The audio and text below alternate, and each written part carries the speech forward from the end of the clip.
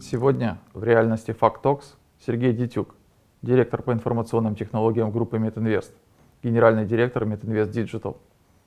Меня зовут Олег Давиденко, и мы начинаем разговор.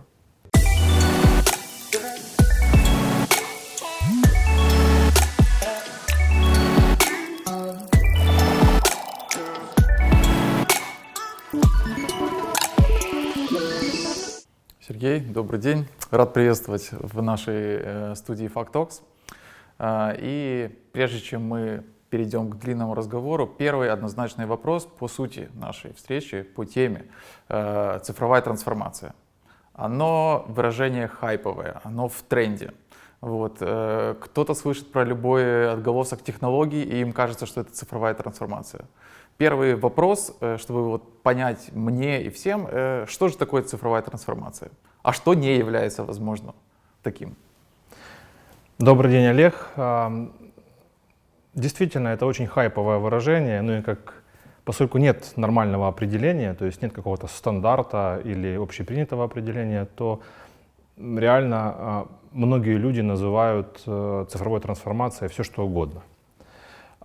И в действительности, по моему мнению, основное в этом словосочетании слово «трансформация», а не «цифровая». То есть как отличить просто автоматизацию от цифровой трансформации?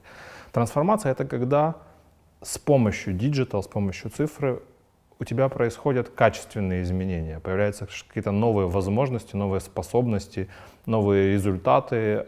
И очень часто в цифровой трансформации важным элементом является именно персонал, именно культура, именно зрелость, именно использование технологий. Проводником для группы Метинвест является Метинвест Digital. Вот, поэтому я немножко в сторону должен отойти и попросить вас рассказать в двух словах о компании, потому что она была создана буквально недавно, относительно, 3 года назад. Но так как нас смотрят не только сотрудники компании, смотрят, в принципе, широкая аудитория, несколько слов о компании, просто что это такое, что оно из себя представляло, возможно, в начале, возможно, что сейчас представляет уже.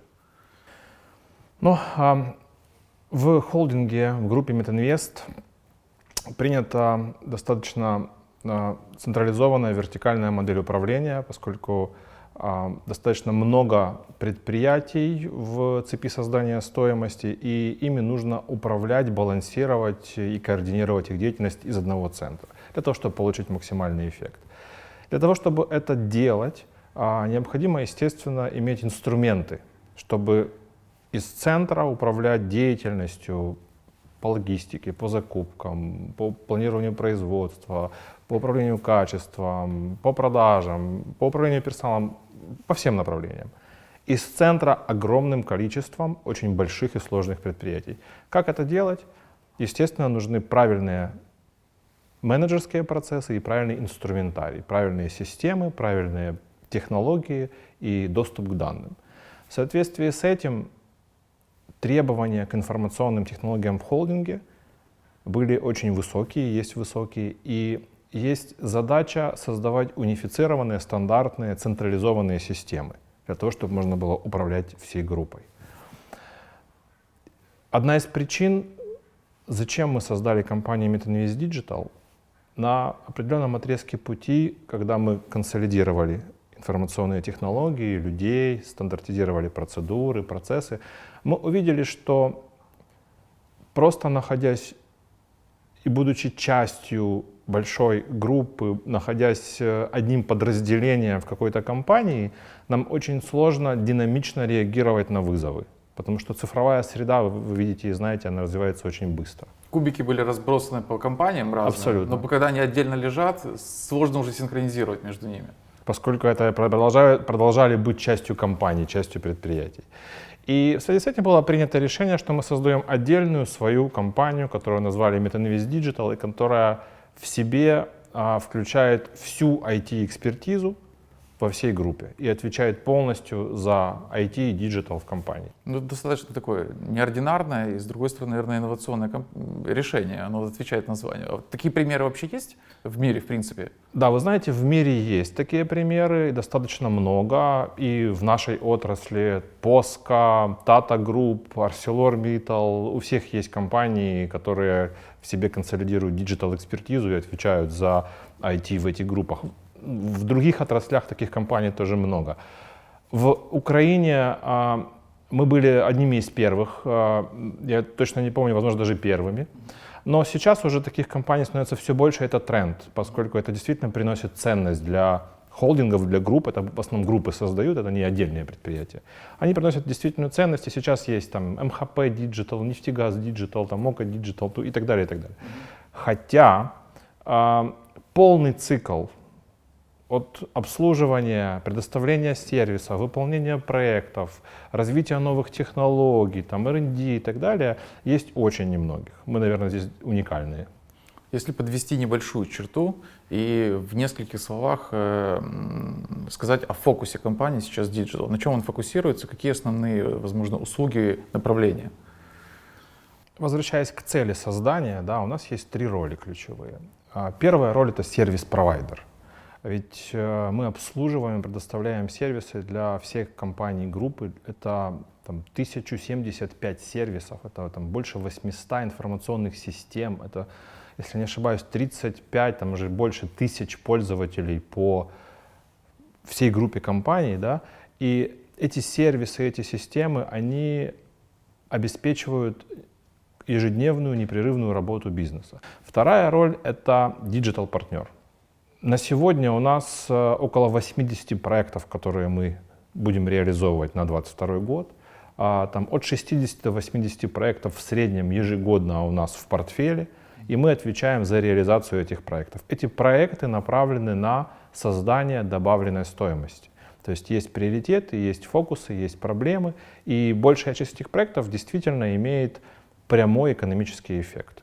И третья роль, мы ее для себя формируем как диджитал-инноватор. На рынке появляется много новых технологий, много новых идей, которые нельзя просто купить и у себя применить, потому что они только появились, еще нет нормальных use-кейсов, как их применять, какие ценности из них можно получить, нет достаточной экспертизы, чтобы можно было взять, купить, и нам эти люди сделали этот проект. Но технологии очень перспективные. И у нас есть своя команда, где мы апробируем эти технологии, мы формируем у себя экспертизу, и мы пытаемся находить внутри ту проблематику, те узкие места, где можно применить новую технологию и получить эффект. Есть несколько направлений, которые уже выстрелили. Уже несколько лет, например, мы работали над RPA технологией, это Robotic Process Automation, когда, вот как ни странно, вот, интересная история, когда автоматизируется работа на автоматизированном рабочем месте. Угу. Сложное сочетание. Ну... Сидит человек за компьютером, у него есть работа, а он работает в одной информационной системе, он как-то обрабатывает информацию, работает в другой, в третьей, там делает проводки, тут смотрит какие-то отчеты, делает выводы, делает какие-то транзакции в другой системе. Так вот, технология позволяет его эту работу автоматизировать. Автоматизировать то, что он уже делает автоматизированно. Да, и, соответственно, у нас уже достаточно большой набор проектов, они приносят эффект, там четко все считается. Это не огромные цифры, потому что здесь эффект именно от высвобождения времени, да, которое ты тратишь.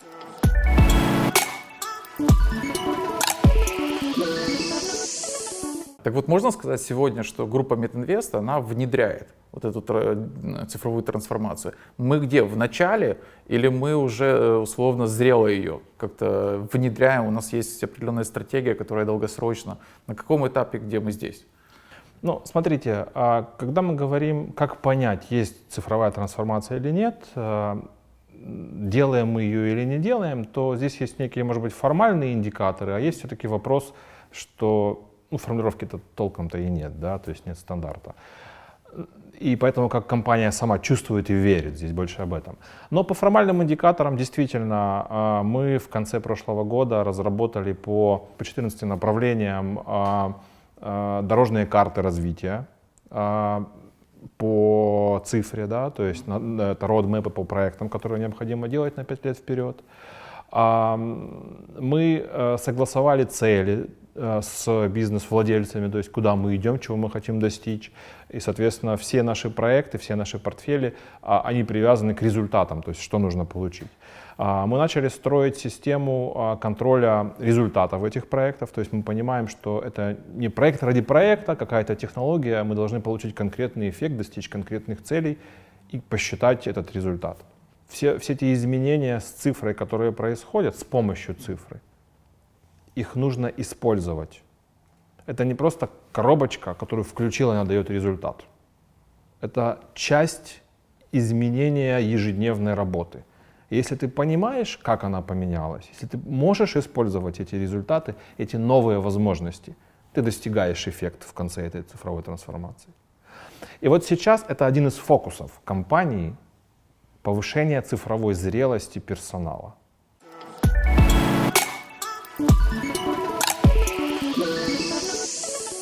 А если сравнить нас и с какими-то peers на рынке, либо, возможно, не только в металлургии, возможно, в какой-то другой сфере, мы по сравнению с ними, как мы себя чувствуем вот в рамках вот этой внедрения? Здесь есть, наверное, две точки отсчета, от которых можно отсчитывать. Первое — это индустрии. Если мы говорим про финансовый сектор, телеком-сектор, там цифровые технологии, они ближе к производству, к основной цепочке создания стоимости. Поэтому там люди больше и инвестировали, и осведомлены, и зрелы по использованию этих технологий. Поэтому с ними сравниваться не совсем хорошо, ну а если сравниваться, то они более зрелые, они более цифровые. Если говорить про отрасль, в которой мы работаем, и сравниваться с СНГ в первую очередь, то мы находимся, я бы сказал, где-то в середине и даже выше по среднему уровню цифровой трансформации и использованию цифры. Если говорить про весь мир, то такие компании, как Arcelor или POSCO или Tata, они, наверное, на шаг-два впереди, поскольку они начинали это раньше, они инвестировали в это больше, и персонал, который там работает, он в этом цифровом мире живет больше и дольше, чем, допустим, в Украине. Но возвращаясь к нам, если говорить про Украину, то я бы сказал, что мы, наверное, выше среднего значительно. То есть, наверное, там 3/4. Ну, даже то, что мы отстаем условно на шаг-два от мировых компаний, для меня, например, сегодня смотрится, это не отставание, скорее тут надо смотреть в динамике. Потому что мы последние наши несколько лет, мы динамичнее развивались где-то в том, как мы их догоняем. Тогда следующий вопрос. А вообще конец есть у цифровой трансформации? Нет. Потому что звучит как каждый раз что-то еще. Нет, конца нет. И все, кто рассказывает, вот мы сделаем программу цифровой трансформации отсюда до сюда, такого не бывает. Пример из наших проектов по работе с большими данными. Есть понятная процедура планирования расхода электроэнергии на предприятии. Она важна, потому что электроэнергию необходимо заявлять, потребность электроэнергии по часам, иначе если ты по факту потом выходишь за эти пределы, да, то определенные штрафы есть. Да? И вот вроде бы все понятно, у тебя есть план производства, ты знаешь, что потребляет, сложная модель, но она плановая, ты ее можешь посчитать. Но по факту в жизни на таком огромном предприятии, с этим масштабом, сложными процессами всегда происходят какие-то непредвиденные вещи, и этот факт не соответствует плану. На 5%, например. Но это уже существенно. 5% это существенно. Дальше вопрос. А если мы собираем 1 день, 2, 3, месяц, год данные о том, какой был план, какой был факт, и начинаем машина, система, искусственный интеллект строить корреляции, и находит какие-то зависимости. И сегодня мы снизили,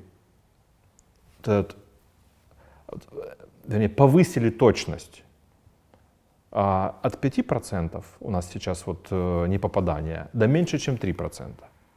И это уже не план, это уже прогноз, основанный на В два больших раза данных. В 2 раза. В 2 раза да. улучшили вот этот гэп.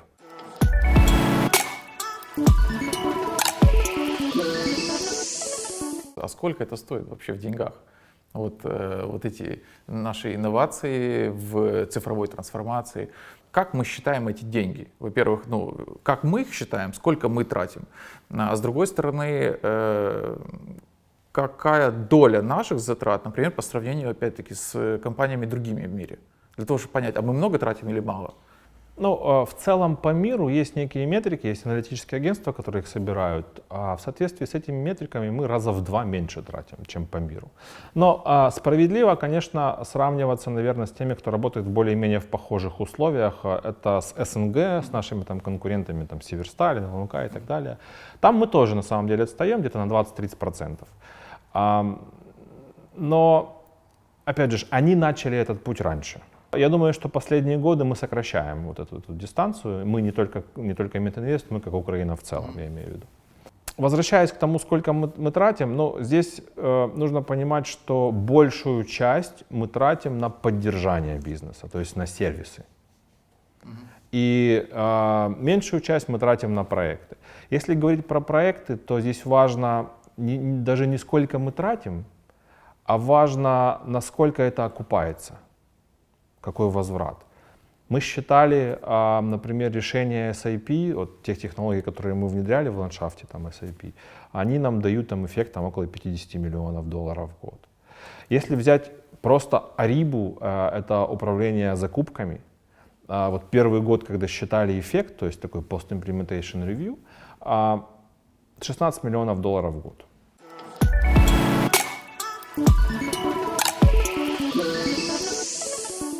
Насколько мы сегодня защищены? Насколько мы готовы защищаться? Были разные вирусы, там, и Петя, да, возможно, и будут, скорее всего, другие. Правильный вопрос, но причем правильный, потому что вот он фокусируется на сколько, да? Но я бы его немножко расширил. Я сейчас скажу почему. Никто, ни одна компания, ни правительство США, там, ни НАТО, никто не может защититься полностью. Это невозможно. Поэтому есть правило Zero Trust, да, когда ты никому не веришь, ни внутри, ни сотрудникам, ни внешним любым там партнерам, да, и ты пытаешься там контролировать, защищать. Это стандартная стратегия, мы у себя ее тоже внедряем. Но самое важное здесь, что быть способным реагировать.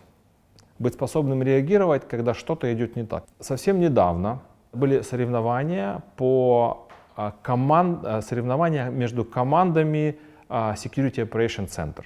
Между командами, которые реагируют как раз на вот эти угрозы или взломы. Все. Наша команда участвовала в этом соревновании. Там было почти 50 команд, включая команды компаний, которые на этом рынке продают услугу по Security Operation Center и в Европу, и в США. Фактически являются чуть ли не обладателями экспертизы. Да. И мы заняли там 3-е место из 50 команд. Это ответ на ваш вопрос, как мы на это реагируем, насколько мы готовы на это реагировать. Мое ощущение, что мы достаточно защищены. Наш план работ на ближайшие там, несколько лет в стратегии, который утвержден, тоже он направлен на то, чтобы поддерживать и по некоторым направлениям улучшать эту защиту. И самое важное, мы инвестируем в то, что считается в мире слабым звеном. Это работу с персоналом, повышению его зрелости в области информационной безопасности. И в то, как мы реагируем и восстанавливаем в случае каких-то инцидентов.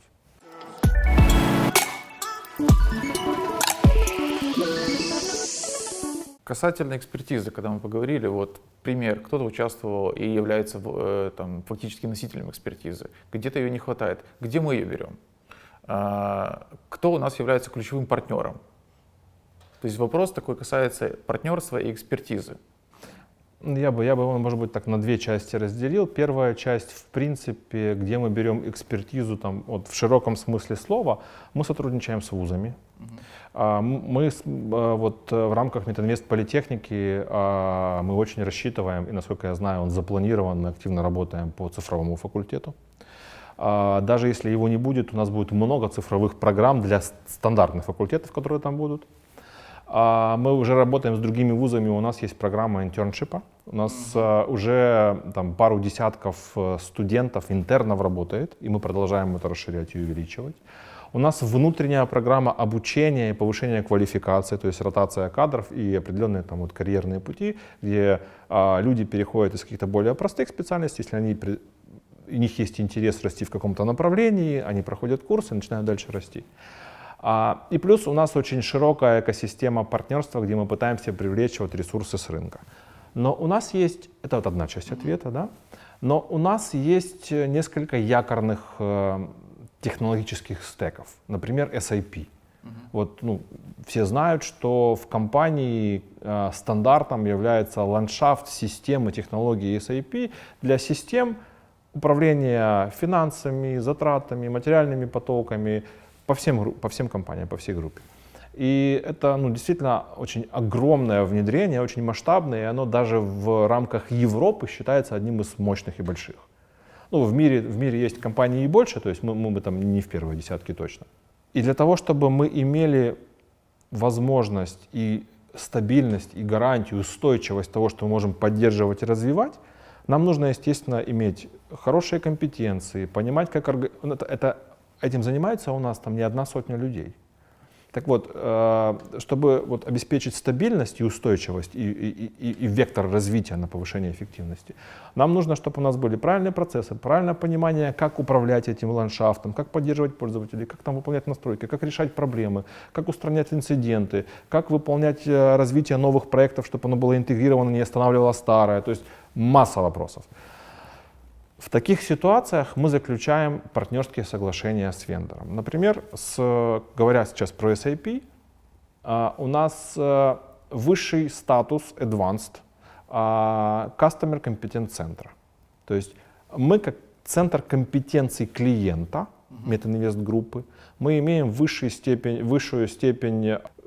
статус вот такого центра, который говорит о том, что SAP нам дал информацию, дал методологию, как строить процессы, как строить контроли, как распределять роли.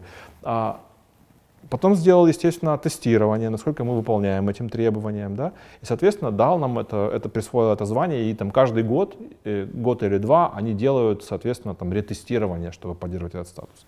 С другой стороны, поскольку мы активно нацелены на развитие, на выполнение новых проектов, мы в то же время пришли к SAP и получили программу партнерства, как партнерство в консалтинге, как компании, которые внедряют новые проекты. Мы получили доступ к внутренним ресурсам, доступ к поддержке архитекторов SAP, доступ к поддержке к новым технологиям, которые только собираются выходить на рынок, новым методикам. Мы получили доступ к курсам и к ассессменту наших людей, к их обучению. Получили доступ к широкой экосистеме и, соответственно, к поддержке SAP. Это одно из таких вот ключевых, наверное, инструментов партнерства в той или иной степени с производителем, чтобы обеспечить, если ты его хорошо используешь, чтобы обеспечить устойчивость и долгосрочное развитие. Это не та коробка, которую просто взял, купил, включил, ты начинаешь это использовать и максимально в себе взращивать же собственную экспертизу. Это то партнерство, которое взросление IT-компании, которое предоставляет не услугу, а... Кстати, тоже одно из отличий на том же рынке. Сейчас мы единственные, кто имеет эти партнерства. Мы также имеем партнерство, например, Microsoft, также имеем партнерство HP и так далее, Micro Focus.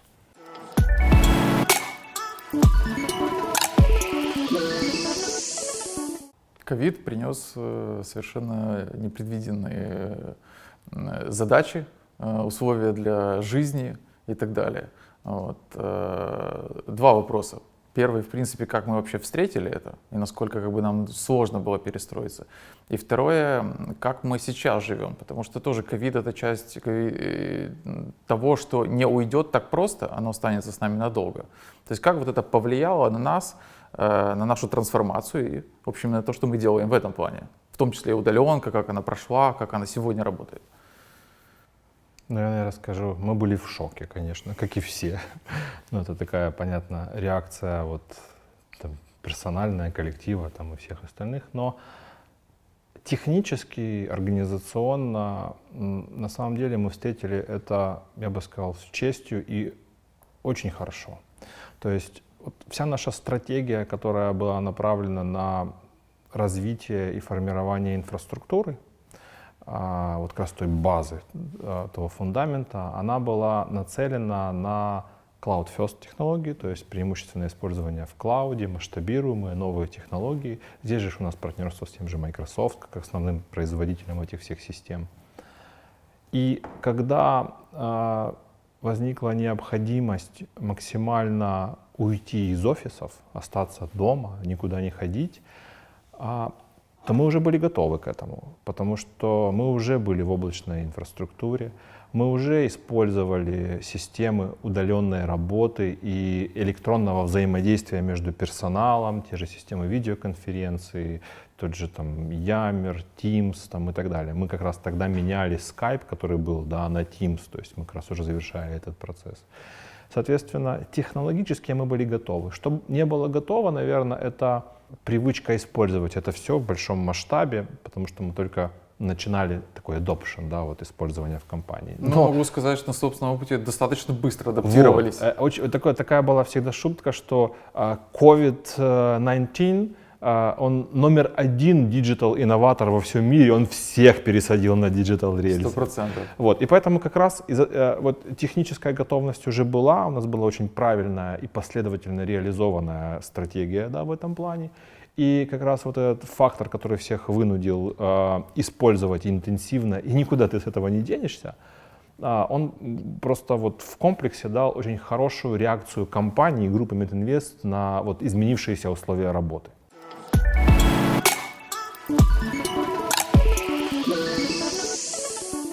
Сергей, наша рубрика «Блиц». Быстрые вопросы, быстрые ответы. Так, чтобы вот, что есть, то есть. Вот, к каждому блицу, для каждого гостя мы подходим по-разному. Вот, сегодня я предлагаю пройтись по так называемой личной диджитализации. Первый вопрос, как бы для затравки, какими гаджетами чаще всего пользуетесь, какой день, из каких гаджетов у вас состоит? Ну, телефон, смартфон, да, то есть это, наверное, основное устройство, и смарт-часы. Я предлагаю, если вы готовы сейчас поделиться, открыть свой телефон, показать свои экраны и ответить на несколько быстрых вопросов по приложениям. Потому что приложение — это часть вот этого нашего входа в цифровой мир, который коннектит нас как человека к нему. Готовы показать? Давайте, да, давайте. Хорошо, значит, первый быстрый вопрос. Приложения, которые помогают вам управлять задачами временем. Здесь я пользуюсь нашим Outlook'ом корпоративным. То есть, да, нет, правда, потому что у меня вот все планирование времени там, и задачи происходит на работе, естественно, в Outlook'е, поскольку там и с командой можно вместе там планировать, назначать, и ассистент помогает, да, с графиком времени. И, соответственно, и там же я делаю частные, ну, персональные, на выходные, например, там, вечером. То есть у меня в одном месте все с точки зрения планирования времени. Это очень удобно, на самом деле. Соответственно, Outlook — это ключевое, наверное, приложение, которым я пользуюсь. Оно же синхронизируется и с ноутбуком, и со всем остальным. Я сам пользуюсь часто им. Я точно помню, кстати, приходят сообщения, насколько как бы я продуктивно-непродуктивно работал, какие у меня встречи были и так далее. Вот он, где он, цифровой интеллект нам в подсказку. Второй вопрос. Коммуникации. Это уж точно часть цифрового мира. Что используете для коммуникации? Мессенджеры, еще что-то? Мессенджеры, конечно, использую. Основной — это Teams. Он у меня здесь есть. Причем очень часто бывает, что есть такая возможность переключаться уже даже в текущей конференц-звонке, видеозвонке с ноутбука на телефон. Ты там перешел куда-то, опять переключился дальше, то есть не теряя связь. Уже не привязан к месту. Не привязан к месту, абсолютно, да. Плюс там сообщения, которые там можно оставлять, не только на звонке быть, ну и так далее. Ну и плюс, естественно, у меня они даже на первом экране, вот все мессенджеры, да, вот Outlook и мессенджеры все на первом экране. И разные каналы, разные люди пользуются разными мессенджерами. Основное — это WhatsApp, Telegram, Viber. Это полная линейка да, популярных. Да, Teams, Facebook, LinkedIn, то есть, ну, все. по большому счету. И социальные сети. И социальные сети, Часть, конечно, как бы, конечно. И коммуникационной. Ямер в том числе. Вот у меня 3 непрочитанных в Ямере сейчас и 2 в Фейсбуке. Да, кстати, Вот, как бы да. достаточно активное сообщество диджитал в Ямере. Да, абсолютно. Есть. Абсолютно. Третий быстрый вопрос, но он более открытый. В принципе, какие приложения еще какими вы часто пользуетесь? Возможно, не знаю, там путешествия, там читаете что-то. Ну вот на первом экране у меня виджет с календарем, чтобы я сразу понимал, да, вот прям следующие встречи и так далее. Вот мессенджеры, как мы сказали, Outlook, Internet Explorer, ну, в смысле, Safari, да. И OneNote — это заметки, да, то есть организация что заметок быстрое в сразу. Microsoft, да, то, что сразу. А на втором экране там, фото, погода, музыка и некие такие подборки, там, связанные с образованием, связанные с прессой, там, он экономист, я не знаю, Новое время, и, ну, и блок финансов, да, то есть там, где Pump Online, там, прочие приложения по управлению финансами. На следующем экране у меня уже то, что касается таких уже больше там, таких персональных вещей, может быть, да, личных, это и Animal ID, да, это трекер там, для собаки, это и там трекер для машины, да, там по сигнализации, это в том числе там Киев цифровой у меня на третьем экране, потому что я не так часто им пользуюсь. Это ряд там приложений для здоровья, там ряд там приложений для английского, то есть, ну, уже такие прочие. И совсем далеко это то, что связано вот с отелями, с транспортом, с логистикой, то, что связано с какими-то увлечениями, с картами, там, видео, там, покупка там, Amazon, например, ну и так далее. Вот набор, которым я пользуюсь. Я думаю, очень полезный, как бы, в принципе, для того, как маленький план действий для себя уже, как себе это настроить, как бы, всем. Вы себя чувствуете больше цифровым человеком или аналоговым? Я себя чувствую цифровым. Почему? Потому что у меня нет, наверное, какой-то привязанности к аналогу, если мы возьмем там, фотографии там, или какие-то вещи. Для меня это информация. Это раз. И второе, мне удобнее и проще работать именно с информацией, с какими-то идеями, да, которые проще, кстати, да, мы не сказали, тот же Kindle, да, который я активно читаю, на разных устройствах они синхронизируются. То есть мне удобнее и проще работать, я больше работаю и сосредоточен именно на работу с информацией, с идеями, чем с какими-то вещами.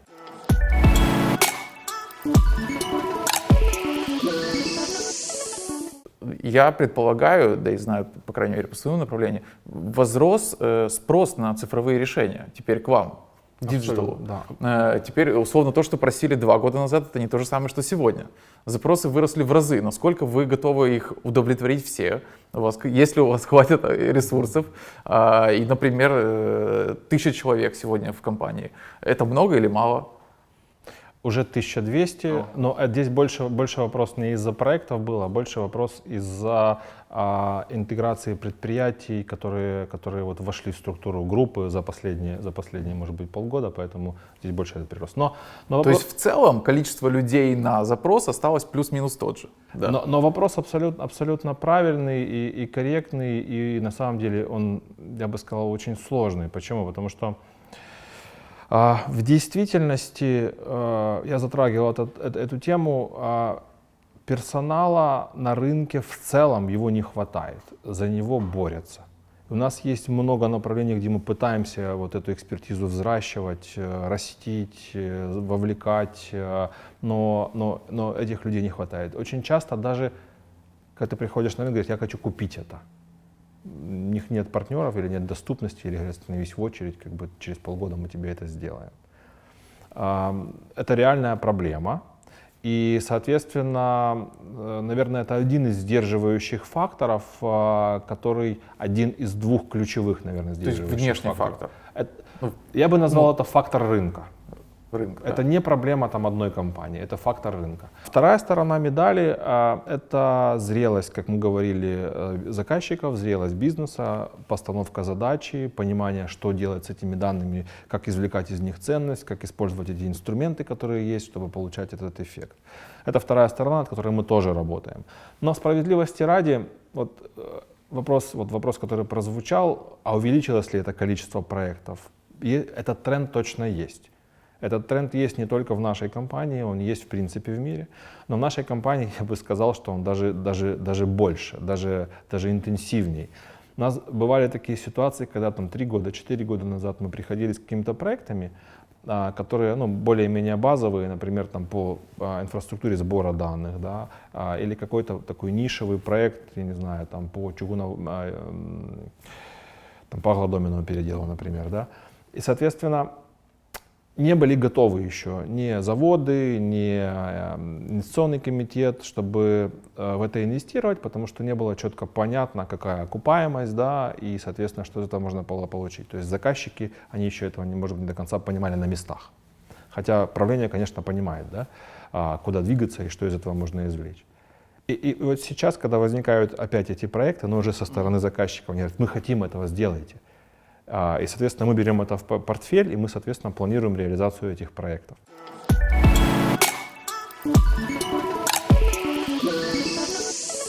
Я тогда задам вопрос для того, чтобы где-то помочь внутренним заказчикам и так далее себя взрастить и понимать больше. Как оценивать эффективность от цифровой трансформации? На какие показатели можно рассчитывать, на что можно смотреть для того, чтобы заказчик, формируя какой-то запрос, он уже сразу понимал, а где же мерять, а что же хорошо?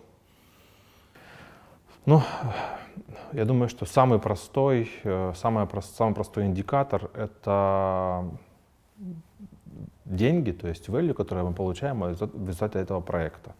Если мы говорим про каждый конкретный проект, то его нужно считать. Есть ли такие ситуации, когда невозможно посчитать? Есть такие ситуации, и они распространены на самом деле, и они больше относятся как раз к каким-то качественным изменениям, каким-то культурным изменениям. Когда мы смотрим на такие технологии, которые в явном виде посчитать их окупаемость, возврат инвестиций тяжело, но они являются фундаментальными. Когда мы смотрим на такие проекты, на такие технологии ретроспективно, как сейчас на интернет, мобильное устройство, мы понимаем, что это действительно качественное изменение. Не сделать нельзя было. Да, отказаться сейчас нельзя. Но когда мы смотрим вперед на новые проекты, которые из такой же в такой же парадигме, принять решение инвестировать в них тяжело, потому что там нет четкого расчета окупаемости. И поэтому как раз одна из ролей того же диджитал-инноватора, я вижу по другим компаниям, есть этот принцип, когда пробуют, нарабатывают опыт, то есть есть какой-то бюджет на то, чтобы пробовать эти технологии, нарабатывать опыт, нарабатывать не просто в самой технологии экспертизу, но ее использование, ее применение, понимание ее возможностей, что она дает, да. И это постепенное повышение цифровой культуры всей компании, ее диверсификация, то есть разные технологии в разных местах. Мы повышаем этот общий уровень. Из 5 3 начнем использовать, тиражировать и получать эффект. Это просто замечательно. Но это нужно растить, этим нужно заниматься. Вопрос не про технологии уже, немножко не про проекты, а про тех, кто стоит за ними, про людей. Мы несколько раз возвращались про сотрудников Metinvest Digital. В конце концов, они не металлурги. Хотя работают в металлургической компании, они другие. И часто те, кто не в IT-рынке, не знаком с IT, им кажется, что айтишник — это какой-то другой человек. Так ли это? Кто такой айтишник сегодня? И продолжая этот вопрос такой шире, как вы, в принципе, подходите к управлению? Потому что есть разные системы, это waterfall, есть agile, есть вещи, которые плановые, нам нужны на производстве, но айтишники так не работают. Эти проекты, когда они динамично меняются, динамично управляются, как вы это выстраиваете и как вы синхронизируете себя, своих сотрудников и всю группу? Вы знаете, здесь такой вопрос, он в определенной степени даже философский, потому что айтишник как понятие собирательное, оно настолько общее сейчас. Это то же самое, что про наши десятки тысяч людей, которые работают на предприятиях, в управляющей компании, в сервисных предприятиях, сказать про них, про всех металлурги. Так же сейчас можно говорить айтишник, потому что там столько направлений, столько специализаций, там есть дата-аналитики, дата-сайентисты. Это просто аналитики. Это, ну, это люди там, с математическим аппаратом, с математическим складом ума, там, с аналитическим мышлением, там, системные, там, вдумчивые там, и прочее, прочее, которые мало знают на самом деле вот, технологии, связанные там, с серверами и со всем остальным. Очень нишевые. Очень нишевые. И они даже больше математики, наверное, да, чем айтишники, например. Есть люди, которые занимаются там, системами, там, серверами, например, или там, сетями. Эти вот именно в технологии, это вот именно технологи с конкретным оборудованием, системами, да. Они понимают там концепции, как это работает, там, как настраивать там, и все остальное. Там есть люди, которые работают с заказчиками. Это вообще другое, это больше консультанты на самом деле. Это больше не айтишник, это больше консультант, туда, да. Это, больше... это все.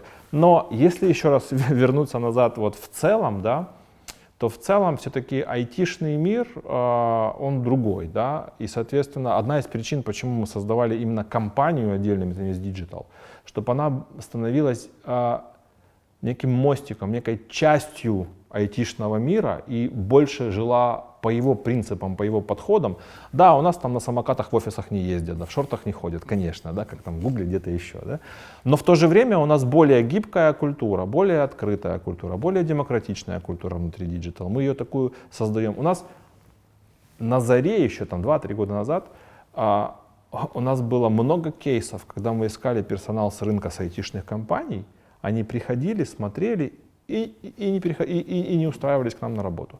Потому что они еще не видели, что это айтишная компания. Но мы меняемся, мы двигаемся.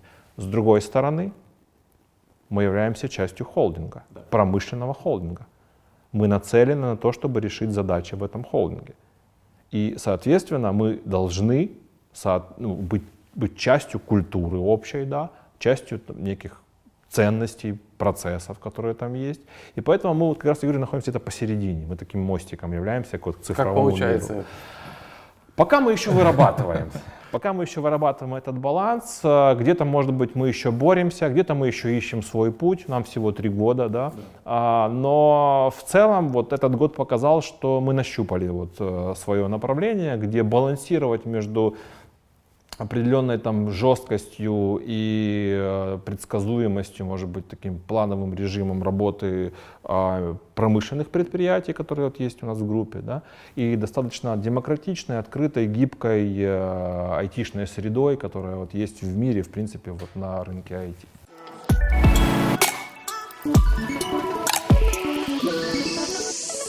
Где мы находимся сегодня, вроде понятно. Какие наши стратегические направления для группы понятно. Какие планы у вас на ближайшие буквально год-два? Ну, смотрите, у нас, наверное, я скажу так. Первый ключевой фокус — это вот стабилизировать компанию с точки зрения роли диджитал-партнер, да, с точки зрения реализации портфеля проектов. Мы не довольствуемся статистическими таргетами, там, 30% проектов в срок. Да. У нас требовательный заказчик, да, и это правильно. И мы хотим повысить это качество, включая обеспечение ресурсов. То есть выстроить систему устойчивого обеспечения ресурсов. Это интерная, я говорил, работа с вузами, внутреннее развитие, внешняя экосистема партнеров там, и так далее. Там много у нас направлений. То есть стабилизировать эту деятельность диджитал-партнера, поскольку проектов все больше и больше, они все важнее и важнее, да, и нужно устойчиво и эффективно вот реализовывать заказ. Второе направление, оно последние 1,5 года является, наверное, самым динамичным, самым востребованным и самым, наверное, важным для группы. Это все, что связано с промышленной автоматизацией. То есть мы в определенной степени пытаемся перезапустить это вот направление с точки зрения работы с заказчиками, с идеями, с подрядчиками, которые это реализовывают, с технологиями, которые мы принимаем, с тем, как мы это делаем. Да, у нас есть там центр экспертизы, да, но его тоже не хватает, и он тоже, может быть, не до конца эффективно во всех этих инициативах участвует. Да? То есть вот это направление, оно очень фокусная и очень важная для компании и очень потенциальная. Это еще один наш большой приоритет на ближайший там, год-два. Да? И третье, когда мы будем стабильно работать вот с обеспечением реализации всех проектов и запустим хорошо, вот, поставим на рельсы и дадим результат по промышленной автоматизации, мы рассчитываем все-таки дальше расширять свою экспертизу, свой опыт для того, чтобы давать больше ценности группе Метинвест за счет, возможно, каких-то точечных внешних проектов. В недавних интервью генеральный директор Юрий Александрович говорил такую фразу, на которую многие обратили внимание, и она запомнилась. Он сказал, что нам уже не нужны только инженеры-металлурги. Он сказал, что нам нужны в будущем айтишники с сознанием металлургии, а не наоборот. Насколько как бы это откликается? И это первое. Вот, а второе, придет ли к тому, что, в общем-то, сотрудники станут айтишниками? Вот, и насколько быстро и насколько это реально? Ну, генеральный директор знает, о чем говорит, да. Действительно, это откликается. Вот, наверное, вот с двух сторон. Первое, айтишник — это слишком такое общее собирательное обозначение, потому что айтишники на самом деле, ну, очень разнообразные, да. Много разных ролей, там, профилей. Это не только там работа с железом, какие-то там технические люди, это и работа с данными, да, анализ их, и работа с системами, и работа с аналитикой, постановкой задачи, что нужно сделать, пониманием, как использовать цифровые технологии. С другой стороны, если посмотреть, ведь цифровые технологии, они же все глубже и глубже проникают во все сферы жизни, бизнеса, производства, всего, чего только угодно. С каждым годом они не просто глубже проникают, но они становятся разнообразнее, их становится все больше, они разные, да, и это реально часть уже быта, работы, существования, в принципе, человечества, да, то есть это часть, как электричество, к которому мы все привыкли, что оно есть, без него вообще никто не мыслит. Также все всякие проявления цифровых технологий. И оказывают они огромное влияние на нашу ежедневную жизнь и на производство в том числе. Да, металлургия более консервативная. Там, в финансовом секторе, там, в телекоме цифровые технологии гораздо сильнее оказывают влияние. В конце концов, как каждый из нас пишет, читает или пользуется условно Word, так же каждый из нас должен стать немножко программистом, вот, и понимать, что... Немножко бизнес-аналитиком. Немножко бизнес-аналитиком. Немножко дата-сайентистом. И уже вот эта доля айтишника в каждом человеке будет постепенно расти. Конечно, останется набор технических специальностей в айтишнике, как в собирательном понятии. Да. Они останутся и не будут выполняться. Такие вот технические специальности, узко такие фокусные, да, где нужно много всего знать, как поддерживать, как это делать, как эти технологии там, применять, там, развивать там, и так далее, да, чтобы они работали. Но в целом использование всего цифрового мира, да, на благо там, себе в быту или на благо производства, это уже просто стандарт. Мы не упремся только в Metinvest Digital, как тот, кто нам должен помочь. Мы должны вместе все стать немножко Metinvest Digital в какой-то степени.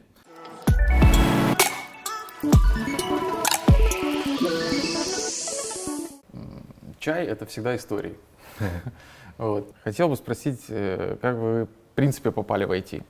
Вот это было какой-то посыл, не знаю, судьбы с детства самого, или это какой-то осознанный уже выбор был? Как вы пришли в IT? Ну, смотря какой период называть детством, наверное, я думаю, что все-таки осознанный период, потому что это были уже средние классы в школе. Вот из воспоминаний, наверное, самое яркое, я был в Центральном универмаге в Донецке, наверное, даже еще не средние классы, а чуть младше, наверное, какие-то начальные. И я увидел компьютер, персональный компьютер. Тогда это был еще x86 на базе процессора Intel x86. Он просто меня поразил. Вот я помню вот именно воспоминания. Как эмоция, я стоял, я не мог отойти, я его видел, вот он. И, наверное, где-то в течение года отец работал в кооперативе, тогда перешел в кооператив работать с государственного предприятия, и у них появился компьютер. Это почти как история у Гейтса. Он тоже, по-моему, там что-то такое. Да. И я, соответственно, туда ходил. Сначала я там играл. понятно, там, по ночам, по выходным. После этого надоело играть, ну, он меня тянул, да, манил. И я начал искать самоиздатовские книги, напечатанные где-то, начал читать, разбираться, как он устроен, там. Я даже помню, ну, уже через несколько лет, может быть, через пару лет, я уже и настраивал все. И принтер, раньше это было сложно, нужно было драйвера ставить, они слетали, там какие-то Я обновления. помню, мы вручную снимали жесткие диски, носили вот так в рюкзаке. Это все было, да, это все мы изучали, там какая-то там комьюнити создавалась, кто этим занимался. Они были единичные экземпляры, естественно, да, их не найдешь. Это я помню тогда в соседнем, в дружественном кооперативе был компьютер, где у них не печатал принтер, или там что-то не то печатал, там кириллицей, да, проблема была. Меня позвали, попросили, у нас там есть гуру, и это заработал первые деньги. Где я драйвера поставил, там, обновил, все поехало, запечатало, мне вручили деньги, поздравили, молодец, спасибо, будем к тебе обращаться и все прочее. И когда пришло время выбирать, куда хочу поступать, на самом деле для меня выбора не было. Родители больше там, вот, с экономикой связаны, видели тогда, все говорили про экономику, там, управление предприятием или экономика финансы, там, банковская деятельность. Нет, мне ничего не интересно, хочу туда. Но, ну и, соответственно, я поступил вот в ДПИ, поступал, по-моему, еще в ДПИ, но со временем он 2 раза трансформировался. Был техническим государственным университетом, потом стал национальным техническим университетом. Я его уже заканчивал в таком виде. На кафедру прикладной математики и информатики, специальность там, системный программист, по большому счету. Ну, такой, получается, выбор все-таки и осознанный, и где-то немножко подталкивало там где-то и детство, и это путь, который до сих пор. Да, и на самом деле вот уже к тому времени я имел большой опыт за плечами, большой опыт вот работы с компьютером, да, тогда это еще было достаточно редкостью, да, но вот имея возможность работать, имея доступ к компьютеру, будучи там очень любознательным, вот, читая, изучая и на практике там осваивая все эти вещи, тогда уже и сеть была, и несколько компьютеров было уже там, я помню, в кооперативе, там, ну и так далее. Я буквально со 2-го года я начал работать параллельно вот, обучению на кафедре инженером. Инженером, который отвечал как раз за технику, за сервера, за сеть, там было несколько инженеров. Это было, потому что мы уже были опытные, мы знали все. Мы не знали теорию, мы не знали, там, например, там, разработку программного обеспечения. Там, и я предполагаю, что вы разбирались даже лучше, чем преподаватели. Ну, в этой части, в технике, да. Потому что это технология, ее нужно специально учить на конкретно эту. Мы не знали, может быть, фундаментальных вещей, мы их учили вот на факультете, да, а вот эту часть как бы мы знали лучше, мы всем преподавателям помогали, и это была отдельная история, отдельная жизнь студенческая, где ты и студент, и в то же время ты много знаешь, и ты с этими же преподавателями помогаешь им там это все. Но, наверное, где-то года через 2 обучения, опять же, потому что у меня была история вот взаимодействия с этой техникой, я для себя понял, что сама по себе IT, как набор технологий, да, вот все эти вещи, которые внутри происходят, как она развивается, там микропроцессорная, там, и там, сетевая, и там, программный код и все прочее, сам по себе, наверное, для меня не очень интересный. Гораздо интереснее, как это применять для решения тех или иных задач, для того, чтобы получить ту или иную ценность, те или иные изменения на предприятии, в обществе, где угодно. И тогда же я для себя принял решение, что одно из ключевых, естественно, направлений, где применять, это производство, это бизнес, это экономика, в конце концов. Все, что с этим связано. Все-таки туда, где родители... И я пошел на 2-ю специальность, параллельно учился экономика и финансы.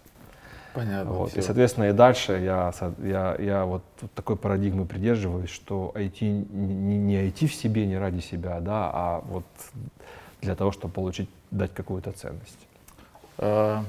Спасибо. И, наверное, еще один вопрос, который тоже только за чаем можно задать в студии прям. Одно дело серьезные вещи. Насколько вы любите шутить? Насколько юмор ваш? Вот. Если таки оно близко, можете сказать какую-нибудь там шутку, анекдот, близкий вам, возможно, который просто нравится или по сфере? Я правда люблю юмор и считаю, что это очень, очень не просто добавляет качество жизни, но даже нужно для того, чтобы эффективно, полноценно жить юмор. Поэтому я его очень люблю. Есть что-то анекдот? Ну, так, знаете, на заказ, ну давайте. Нет, ну, если Давайте, есть. нет, давайте. Программиста, айтишника, давайте так, собирательно. Забрали в армию. Стрельбище, туда стреляем, мишень, автомат, патроны, понял, нажимаешь, стреляет, все окей. Взял, пострелял, проверяют результат. Ничего вообще в мишени нет, да, там типа маленькое расстояние. Позвали, говорит, что такое? Там один раз, второй раз позвали, что такое, что не так? Вот откуда руки растут? Ну, он, как так? Достал автомат, разобрал, посмотрел, патронов нет. Говорит, посмотрел в ствол, говорит, нет, патроны из ствола вылетели. Проблема на той стороне. Вот на протяжении всего интервью задаю я вопросы. Вот. Ну и, естественно, я как бы был бы, наверное, нечестным интервьюером, если бы я не сказал, как бы дал возможность задать вопрос любой мне. Поэтому можно сейчас, вот как раз открытый стол, можно спросить что угодно, Да. отвечаю честно, открыто. Да, я сдерживался, обычно я задаю вопросы, да. Ну вот, все, вы знаете всю эту историю, там, дипфейки, да? Да. Сейчас уже в Китае есть уже ведущие электронные, которые ведут уже вот определенные новости, там, передачи и так далее. Вот вопрос дальше, через несколько лет, чем будешь заниматься, когда тебя заменят? Ну, так как я про дипфейки уже почитал, разобрался, я уже понял, что как только придет конец классическим коммуникациям, пиару или еще что-нибудь, следующая роль для меня могла бы быть создателем этих цифровых пиарщиков или цифровых аватаров, которые стали бы теми, кто пошли бы за дипфейками, чтобы это не была копия человека, чтобы это были полноценные отдельные цифровые личности, которые бы стали частью коммуникаций. Наверное, тоже принял бы на себя роль айтишника, но который бы продолжил как бы все-таки был айтишником с Был глубоким пиарщик. знанием пиара, да, или наоборот? Да, скорее. Это, кстати, очень правильно и очень правильная мысль, потому что многие говорят, вот автоматизация, диджитализация, она там все заменит, все уйдут. Так нет. Просто мы это просто поменяемся. дополнительные инструменты, дополнительные возможности, а вот как с этим работать, как это создавать, как это поддерживать, оно все равно нужно. И, ну, финализируя то, с чего мы начинали с матрицы, я обязан задать вопрос. Как вы считаете, мы находимся в принципе это в матрице, в симуляции, или все-таки в реальности? Ну, тут можно с разных сторон ответить, да, то есть в определенной степени вообще наше мировосприятие — это просто картинка, которая формируется мозгом. Это тоже, можно сказать, матрица, да? Я не скажу, что я верю в том, что мы все находимся в этой матрице, в этой симуляции, но точно вот то, с чего я начал, поскольку мы сами для себя ее создаем, то можно философски на это так и смотреть.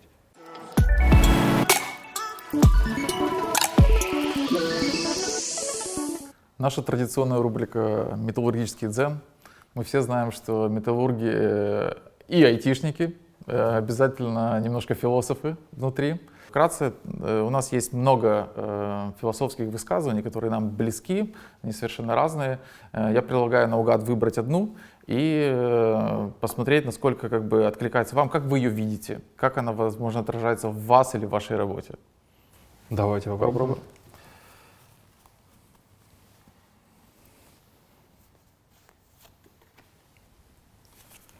Кто не сталкивался с трудностями, не познает силы. Были трудности? Насколько оно правда для вас? Ну, смотрите, вот для меня вот эта вот история про трудности, да, она для меня на самом деле достаточно близка в том плане, как я на нее смотрю.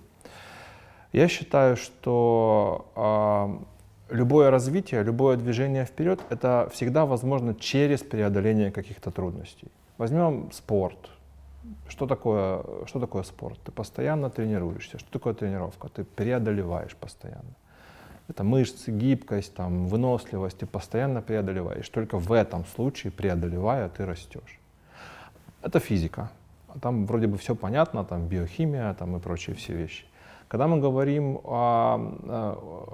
о человеке, там, об эмоциях, например, об его состоянии и зрелости эмоциональной, или там, об интеллекте. Точно так же он тренируется, да? Точно так же, сталкиваясь, там, например, с жизненными ситуациями, с какими-то сложностями, если ты правильно преодолеваешь их, то ты растешь над собой, ты получаешь новые навыки, ты получаешь новые способности, новые возможности, ты движешься вперед, ты развиваешься. И вот я на это смотрю, вот мне оно так откликается. Да? Соответственно, я считаю, что не имея сложностей и не имея желания и сил бороться с ними, мы развиваться, расти, двигаться вперед не будем. Только в борьбе вот рождаются результаты движения вперед. Спасибо. Ну, очень глубоко, очень проникновенно. Я думаю, что оно так и есть во многом. Поэтому спасибо за такое вот вскрытие, такое где-то объяснение. Значит, традиционно вот, к этому как бы мы гостям дарим соответствующий плакат. Пусть он может быть в офисе, он может находиться в любом месте, где, возможно, и не будет таких трудностей, но, по крайней мере, то, что будет точно давать силы вам как руководителю, вам как компании MetInvest Digital, потому что вы являетесь теми новаторами, где-то ледоколом, который пробивает, который точно сталкивается с трудностями, наверное, не рутинными, а с трудностями первопроходца. Вот. И пусть всегда у вас будут силы на это. Вам спасибо большое за диалог, за то, что пришли. Огромное спасибо и всего лучшего. Спасибо. До свидания.